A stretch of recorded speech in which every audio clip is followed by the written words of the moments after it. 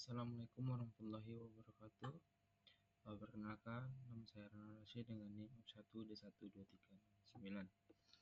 Baik, di sini saya mendapatkan tugas untuk mereview salah satu jurnal yang membahas tentang manifestasi panas bumi dan hubungan terhadap eksplorasi. Untuk jurnalnya ini saya mengambil jurnal dengan judul Kontrol Geologi terhadap Manifestasi Panas Bumi di Gunung Lawu. Baiklah, ini merupakan 3 tahapan analisis dari saya.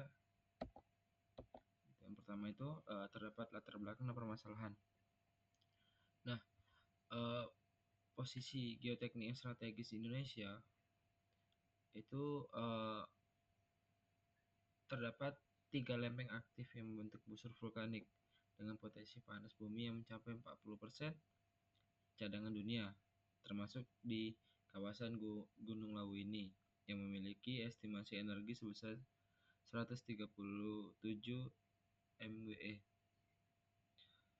Kalau untuk tantangan identifikasi dari manifestasi panas bumi di area Gunung Lawu ini adalah munculnya mata air panas di bagian barat yang menimbulkan pertanyaan mengenai tipe fluida hidrotermal dan alasan lokasinya yang tidak tepat berada di jalur sesar turun. Adapun permasalahan kontrol struktur dan permeabilitasnya, itu terdapat ketidakteraturan antar jalur patahan besar dengan kemunculan fluida, di mana analisis kerapatan ini sangat tinggi dan juga seringkali tidak mencerminkan struktur patahan bawah permukaan, melainkan hanya proses pelapukan pada area batuannya. Nah, berikut merupakan tujuan dari presentasi saya. Yang pertama itu memetakan karakteristik manifestasi panas bumi. Yang kedua mengidentifikasi kontrol struktur geologi fluida. Dan yang ketiga itu menentukan zona prospek sistem hidrotermal. Nah, ini merupakan sumber referensi utamanya.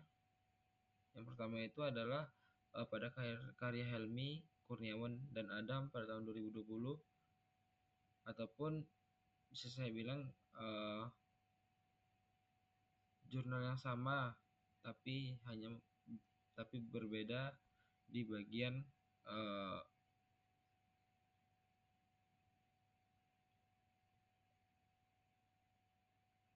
pokok yang ingin ditelitinya.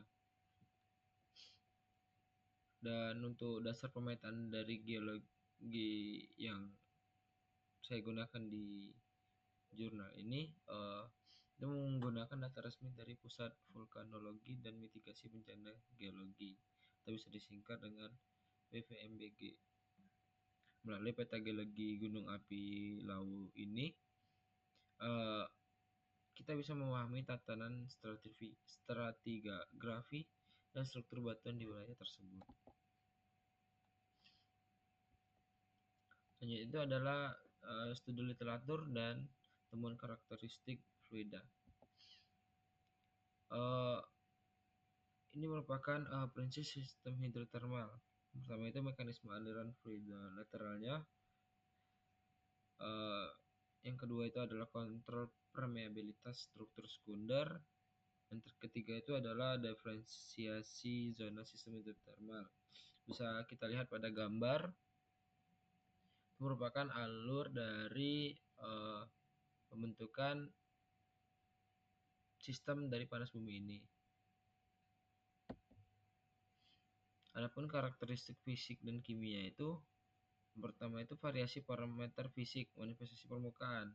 Dari hasil uji laboratorium pada mata air di lereng barat ini menunjukkan rentang suhu antara 31 derajat Celcius hingga 38 derajat Celcius dengan tingkat keasaman yang bervariasi di asam lemah hingga basah. Untuk karakteristik warna dan endapan permukaannya itu umumnya berwarna putih kekuningan hingga kuning pekat, serta menghasilkan endapan permukaan yang dominan berupa limonit dan travertin. akibat proses pelarutan unsur besi batuan. Nah, ini merupakan gambaran dari batuan-batuan sekitar. Bisa kita lihat warnanya sedikit coklat karena ada campuran dari unsur besinya itu, atau bisa kita sebut dengan oksidasi.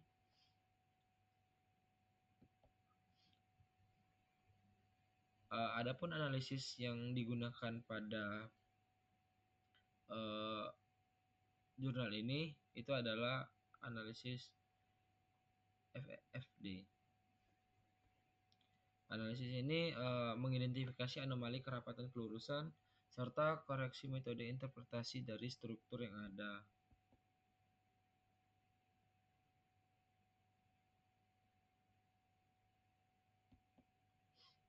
Selanjutnya yang ketiga itu adalah analisis strategis dan rekomendasi eksplorasi. Pertama itu adalah kolaborasi fenomena lapangan, di mana kehadiran mata air panas di sektor barat seperti Cumpleng mengkonfirmasi geografis tersebut sebagai ujung pipa dari sistem hidrotermal. Fenomena ini menjelaskan mengapa area pemukiman yang padat hanya menemukan fluida yang bertemperatur rendah dibandingkan sektor puncak yang memiliki solvatara. Perbedaan mencolok ini antara fluida bikarbonat di lereng dengan manifestasi asam di kawah Chandra di muka membuktikan adanya aliran lateral. Bisa kita lihat bahwa kolaborasi data ini memvalidasi bahwa pusat reservoir ataupun zona upflow bernilai komersial tinggi yang berada jauh di elevasi yang lebih tinggi. Nah, ini merupakan validasi dari metode FFD dalam industri. Penggunaan factor density analysis di lapangan harus dilakukan dengan hati-hati karena indeks tinggi seringkali merupakan artefak pelapukan batuan tua. Adapun praktisi eksplorasi ini harus melakukan validasi litologi agar tidak terjadi kegagalan pengeboran akibat salah menginterpretasikan dari kelurusan topografi permukaan. Nah, ini merupakan gambar dari peta dan kondisi area di Gunung Lawu. Nah, dapat kita simpulkan bahwa karakterisasi zona sistem panas bumi pada area Gunung Lawu ini sebagai zona outflow. Fluida tersebut bertipe bikarbonat yang telah menempuh perjalanan lateral jauh dan mengalami pencampuran intensif dengan air meteorik di area permukaan. Adapun kontrol struktur terhadap manifestasi, kemunculan mata air panas ini tidak dikontrol langsung oleh bidang sesar turun, utamanya regional yang bersifat impermeable. Sebaliknya, aliran fluida ini memanfaatkan zona rekan minor dan kekar lokal yang berada di area blok anjlokan atau downstream side. Validasi metode kerapatan kelurusan ataupun dari indeks fault and fracture density yang tinggi di kawasan ini lebih mencerminkan resistensi litologi dan proses geomorfologi permukaan. Dari zona kerapatan terbukti menjadi indikator yang lebih reliable untuk memetakan struktur permeabilitas bawah permukaannya yang sebenarnya. Dan potensi dari cadangan energi di kawasan Gunung Lawu ini memiliki prospek yang sangat tinggi karena dapat diestimasi mencapai 137 MWE dan cadangan terduga sebesar 195 MWE. Namun, lokasi sumber utama atau outflow-nya ini berada di elevasi yang lebih tinggi daripada manifestasi di permukaan.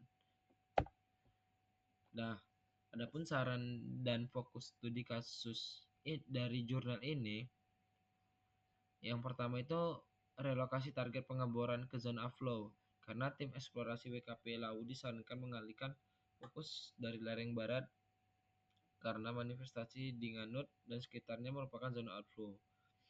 dan mengubah targetnya diarahkan menuju elevasi yang lebih tinggi karena mengikuti struktur sekunder untuk mendapatkan temperatur reservoir yang optimal. Yang kedua itu ada integrasi survei geofisika pada zona permeable. Diperlukan survei magnetotelurik dan gravitasi tingkat rapat khususnya pada area dengan nilai EFD sedang harus melakukan uh,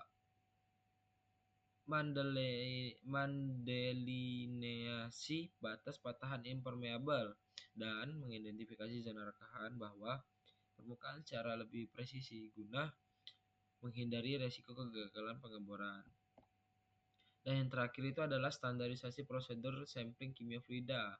Untuk studi geokimia ini wajib meningkatkan akurasi laboratorium dengan menggunakan botol HDPE dan penambangan asam nitrat terkalibrasi di lapangan. Hal ini bertujuan untuk meminimalisir kesalahan dari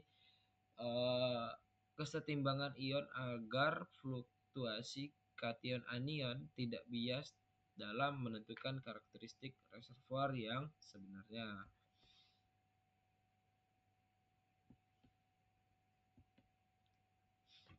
Baik, hanya itu yang bisa saya jelaskan dari jurnal ini. Kurang lebihnya saya mohon maaf. Assalamualaikum warahmatullahi wabarakatuh.